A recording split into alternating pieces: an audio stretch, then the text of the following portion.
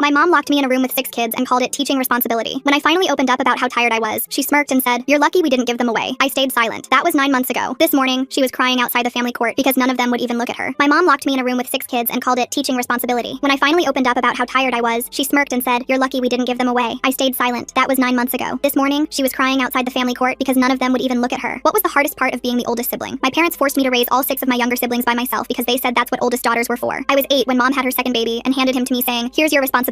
By the time I was 13, there were 6 more kids after me, each one becoming mine the moment they came home from the hospital. My parents moved all the babies into my room and told everyone they just had one very mature daughter. I thought this was normal. Mom always said oldest daughters in good families raised the younger kids so parents could focus on important things. I believed her because what else did I know? This was my job, my purpose, what I was born to do. The expectation came with a warning that haunted me every day. "If you ever complain or tell anyone you need help," Mom said, holding baby Oliver, "social services will take all these kids away. They'll split you up, put you in different homes. You'll never see each other again. Is that what you want?" I was 9 years old and the thought of losing them made me sob. She smiled and handed Oliver to me. "That's what I thought. You're their only chance at staying together." I handled everything while my parents lived like a carefree couple. Midnight feedings, potty training, homework help, doctor visits. They'd walk past crying babies like they were invisible. At restaurants, they'd get a table for 2 while I managed 6 kids at a separate table. When strangers asked if I was the babysitter, I'd smile and nod because the truth might mean losing everything. My parents had given me 6 hostages disguised as siblings, but each one of them had carved out a piece of my heart. Leo, the baby, only slept if I rubbed his back in exactly the right way. The twins, Luna and Ruby, had their own language but always translated for me. Oliver at 10 still crawled into my bed during thunderstorms. Ethan drew me pictures every day that said, "I love you, Mama," in crayon. Little Ivy called me her best friend. I was drowning and desperate but could never ask for help because I was so afraid they'd be taken from me. I was the only parent they knew, and they were all safe and okay. I couldn't risk ruining that. The school counselor noticed my exhaustion and offered to connect me with resources. I almost broke down and told her everything, but then I imagined Luna crying in some foster home, wondering why I let them take her away. So I smiled and said I just needed more sleep. By 13, I was a ghost of myself. I'd wake at 5 a.m. to pack lunches, braid hair, find matching socks for 6 kids. I'd missed so much school that letters came home, but I forged Mom's signature and prayed no one would call. Sometimes I'd fall asleep sitting up, still holding Leo. The truancy officer finally came to investigate. My parents acted shocked I'd been missing school. "We had no idea," Mom said sweetly. She shot me a look that said everything. One word, and they're gone forever. So I took the blame, said I'd been skipping, and accepted the consequences. Then my parents planned a week-long cruise, leaving me with 6 kids and $50. 3 days in, Luna fell off the playground and split her chin open. At the hospital, I held her while she sobbed into my neck, her blood soaking my shirt, her tiny hands gripping me like I was the only safe thing in the world. They wouldn't treat her without a parent. I sat there for 3 hours, my baby sister bleeding and crying, while I tried to forge signatures that might save her. I finally broke and called my grandmother. When she arrived and saw me covered in Luna's blood, trying to comfort 5 other terrified siblings while nurses debated calling social services, her face changed. She got Luna treated, then loaded us all into her van. "Please don't let them take us away from each other," I begged her. "I know I'm not doing good enough, but they're all I have and I'm all they have, and if you tell anyone, they'll split us up." I was sobbing so hard I could barely breathe. Grandma pulled over and held me while I fell apart. "Oh, sweetheart," she said. "What have they done to you?" For the first time in 5 years, an adult saw what was happening, and I was terrified of what would come next. My parents came home to an empty house and called the police. At Grandma's house, they spun their story perfectly. "Our daughter won't let us parent," Mom cried. "She threatens the little ones, tells them we'll abandon them if they come to us for anything. We've tried to help, but she's created this sick situation where they're all trauma bonded to her." The social worker separated us for questioning. I could hear Leo screaming for me through the walls, and every cry felt like my heart being ripped out. This was it, the moment Mom had warned me about. They were going to take my baby.